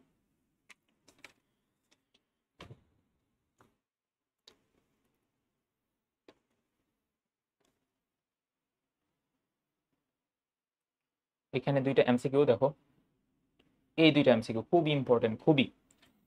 20°C এবং 1 atm চাপে গ্যাসের আয়তন কত? 24.040।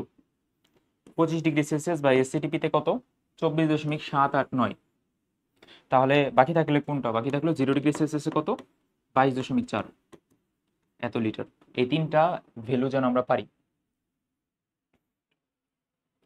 20°C কত? 25 ডিগ্রি সেলসিয়াসে কত এবং 0 ডিগ্রি সেলসিয়াসে কত। তারপরে কিছু ম্যাথ দেওয়া আছে, এই ম্যাথগুলো ভাইয়া তোমার চ্যাপ্টার 3-তে বিস্তারিত পড়বাই, এখানে আর কিছু লাগবে না। তা আদর্শ গ্যাসের সূত্র এবং আদর্শ গ্যাসের সমীকরণ এই পার্টের মধ্যে চলে আসো।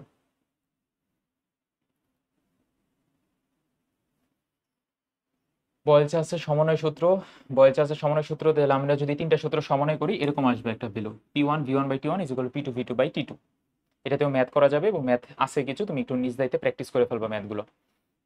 এখান থেকে ভাইয়া কিছু নাই, এখান থেকে আর বিস্তারিত কিছু নাই। আদর্শ গ্যাসের সূত্র এবং আদর্শ গ্যাসের সমীকরণ এই পার্টে আইডিয়াল গ্যাস ইকুয়েশন, এখান থেকে অনেক এমসিকিউ আছে। সরাসরি চলে আসো, 3টা সূত্রর সামারি দেওয়া আছে এখানে। অ্যাভোগাড্রো সূত্রের সামারি হতেছে তুমি যদি ভলিউম বাড়ো তাহলে মোল সংখ্যাও বাড়বে। চার্লসের সূত্র ভলিউম বাড়াইলে টেম্পারেচার বাড়বে। বয়েলের সূত্র ভলিউম বাড়াইলে আবার প্রেশার কমবে। কোনটা স্থির থাকে এখানে লেখা আছে আবার। যেটাই হোক ওগুলো আমাদের ম্যাটার না, ম্যাটার হইতেছে এখানে এই 3টা সূত্র তুমি যদি হিসাব নিকাশ করো আদর্শ গ্যাসের সমীকরণ পাবা। ওইটা হচ্ছে PV is equal two nRT. PV is equal two nRT হচ্ছে আদর্শ গ্যাসের সমীকরণ। আদর্শ গ্যাসের সমীকরণের মধ্যে এখান থেকে আরো একটা লাইন আসবে যে PV is equal two M/M RT। M/M RT কেন আসবে? কারণ ভাইয়া এখানে এম হতেছে যে পরিমাণ মোল গ্যাস দেওয়া এবং এম হচ্ছে মোলার ভর। এটা আমরা যখন চ্যাপ্টার 3-তে বিস্তারিত ম্যাথ করবো তখন পারবো। যেমন আমি তোমাকে একটা উদাহরণ দিই, তোমাকে যদি বলে যে 88 গ্রাম কার্বন ডাইঅক্সাইড, এটার আদর্শ গ্যাসের সমীকরণ কি? PV is equal two M/M RT। M/M কত? এখানে এম হচ্ছে 88 আর এম কত, মানে কার্বন ডাইঅক্সাইডের মোলার ভর কত? মোলার ভর হতেছে 44। তাহলে 44 দিয়ে ভাগ দেবো, আর এর ভ্যালু তো আর দিলাম আর টি। একদম সিম্পল হিসাব, তুমি এমনি বুঝতে পারবে। তাহলে PV is equal two 2RT। Simple হিসাব, কার্বন ডাইঅক্সাইডের মোলার ভর 44, এগুলো আমাদের মুখস্থ রাখতে হবে, এটা বিস্তারিত আছে। এখন কথা হচ্ছে ভাই এই আরটা কি? আরকে বলা হয় সার্বজনীন গ্যাস কনস্ট্যান্ট। এই পয়েন্টের মধ্যে সার্বজনীন গ্যাস ধ্রুবক বা molar gas constant, universal gas constant, এই আর এর ভ্যালুটা বের করা যায়। আর এর ভ্যালু অনেক ইকুয়েশন দিয়ে আমরা বের করতে পারি, কিন্তু বের করার থেকে সরাসরি অ্যান্সারটা মুখস্থ রাখা আমার জন্য মনে হয় যে বেটার। কিন্তু তারপরে এইচএসসিতে আবার বের করতে দিতে পারে খ নম্বরে যে আর এর ভ্যালু বের করো। বিভিন্ন ডাইমেনশনে আর এর ভ্যালু বের করা যায়। প্রথমে আসো লিটার এটিএম এককে আর এর ভ্যালু কত? লিটার অ্যাটমসফিয়ার ভ্যালুতে আর এর ভ্যালু, আগে অ্যান্সারটা মনে রাখবা পরে হিসাব। 0.082 লিটার এটিএম পার মোল পার কেলভিন। কিভাবে বের করব? এই যে পি ইকুয়াল টু এনআরটি, এখান থেকে তুমি যদি তাহলে আর বের করো, আর ইকুয়াল টু আসবে PV by RT, sorry PV by NT. এরকম একটা পয়েন্ট আসবে। পিভি বাই এনটির মধ্যে পি এর ভ্যালু ধরবা 1 এটিএম, যেহেতু লিটার এটিএম ধরছি আমরা তাহলে লিটার আসবে একটা ভলিউমের ইউনিট এবং এটিএম আসবে প্রেসারের ইউনিট। সো তুমি এখানে 1 এটিএম লিখবা। ভলিউম কত? 1 এটিএম এ 22.4, তারপর 1 মোল। আবার এখানে টি এর ভ্যালু কত? যেহেতু 0 ডিগ্রি সেলসিয়াস হিসাব করতেছি আমরা সবসময় 0 ডিগ্রি সেলসিয়াসে মিলে হিসাব করবো। তাহলে কেলভিন যেহেতু আসছে আবার কেলভিন আনবে 273.15 কেলভিন। এতটুকু হিসাব নিকাশ করে অ্যান্সারটা লিখে দিবা, অ্যান্সার বের হয়ে যাবে। প্রত্যেকটাতে সেম কাহিনী। দেখো তোমার সিজিএস এককে আর এর ভ্যালু হচ্ছে 8.31 ইন্টু 10 টু দি পাওয়ার কোথায় কোথায় কোথায় 8.31 into 10 to the power 7 erg per mole per kelvin. এটা তোমার বের করতে বলবে না, অ্যান্সারটা মনে রাখতে হবে। আমরা জানি এসআই ইউনিটের কথা, আগে তো ওইটাই তো মেনটাই তো বলিনি। এসআই ইউনিটে হচ্ছে 8.31 joule per mole per kelvin. তাহলে ভাইয়া joule per mole per kelvin, যেহেতু জুল থেকে আমরা এখানে আর্গে কনভার্ট করতেছি, আর্গ হচ্ছে সিজিএস ইউনিটে কাজের একক 1 joule 10 to the power 7 erg. তাহলে আলটিমেটলি এটা আসে 8.31 into 10 to the power 7 erg per mole per kelvin. এটা বের করার নিয়মটাও যে একই নিয়ম, বাট তোমার অ্যান্সারটা তো মনে রাখতে হবে, অ্যান্সারটা পরীক্ষায় আসবে, মানে পরীক্ষায় এইটা কোশ্চেনটা আসবে। তারপরে তারপরে আসো ইঞ্জিনিয়ারিং এককে আর এর ভ্যালু কত? ইঞ্জিনিয়ারিং একক হচ্ছে 2783 ফিট পাউন্ড পার মোল পার কেলভিন। এটা একটু মনে রাখো। আবার এখানে দেখো একবারে সবগুলো দেওয়া আছে, উপরেগুলো যদি তুমি না দাগাও তাহলে তুমি এই সবটা দাগাইতে পারো। মেইনলি ইঞ্জিনিয়ারিং একক হচ্ছে ফুট পাউন্ড একক। ফুট পাউন্ড পদ্ধতিতে যান্ত্রিক চাপ পরিমাপ করা হয় এবং এই একক হচ্ছে 2783 ফুট পাউন্ড পার মোল পার কেলভিন। এলবি দিয়ে বোঝায় পাউন্ড। ক্যালোরি ইউনিটটা বাকি থাকে 1.98 calorie per mole per kelvin. এখানে জুলের বদলে যদি আমি ক্যালোরি দিয়ে হিসাব করি তাহলে এইভাবে আসবে। এই এই কয়টা ভ্যালু, এই তিনটা তো বললামই, বাকি তিনটা ভ্যালু সহকারে সবগুলা খুব ভালো মতো পড়বা। এবং এই পয়েন্টে তোমার মাথায় রাখতে হবে চাপের একক প্রথমে এটিএম, এসআই ইউনিট হিসাব করলে প্যাসকেল। তুমি যদি সিজিএস ইউনিট হিসাব করো তখন চাপের ইউনিট আসবে ডাইন পার সেন্টিমিটার স্কোয়ার। ডাইন হচ্ছে সিজিএস ইউনিটে বলের একক, ফোর্সের একক। আশা করি এগুলো তুমি নিজ দায়িত্বে ভালো মতো পারবা, এবং কিছু যদি না পারো তাহলে আলের ভ্যালুগুলো মুখস্থ করে ফেলবা, শেষ কাহিনী। তাহলে এতটুকু ওকে। আচ্ছা, এখানে ক্যালোরি ইউনিটটা কেন ব্যবহার করা হয়? খাদ্যবস্তুর ফুড ভ্যালু গণনা করার জন্য ক্যালোরি ইউনিটটা ব্যবহার করা হয়। শেষ কাহিনী। তাহলে এতটুকু পর্যন্ত আমরা পারা যাবে। ক্লিয়ার আশা করি।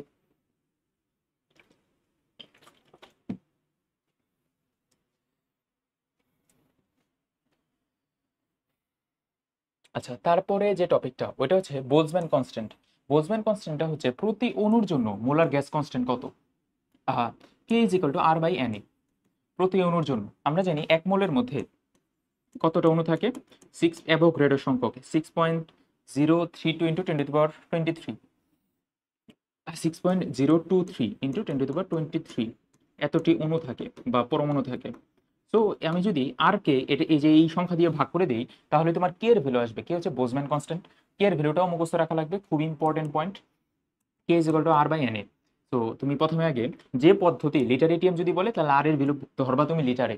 তারপরে নিচে এগুলো আবার দরকার নেই, এগুলো একক ঠেকক এখানে লেখার দরকার নেই। তারপরে নিচে 6 এন এর ভ্যালুটা লিখবো, মানে অ্যাভোগাড্রো নাম্বারটা লিখবো।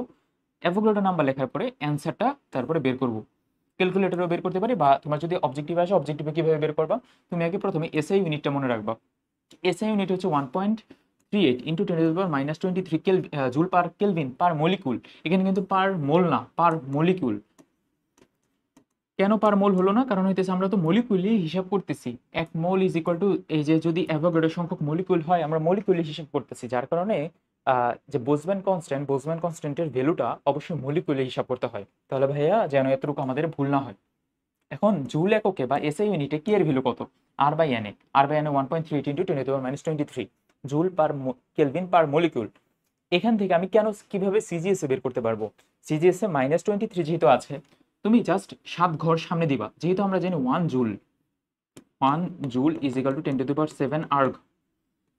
So from that point, joule থেকে আর্গে কনভার্ট করতে হলে 10^7 দিয়ে গুণ দিতে হয়।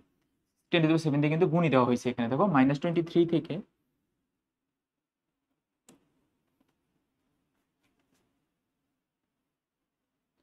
এখানে কি 1.36 ইন্টু 10^-25 লিটার এটিএমে। আচ্ছা, ওটা তো সিজিএস ইউনিট বলতেছি আমি, সিজিএস ইউনিট বলতেছি।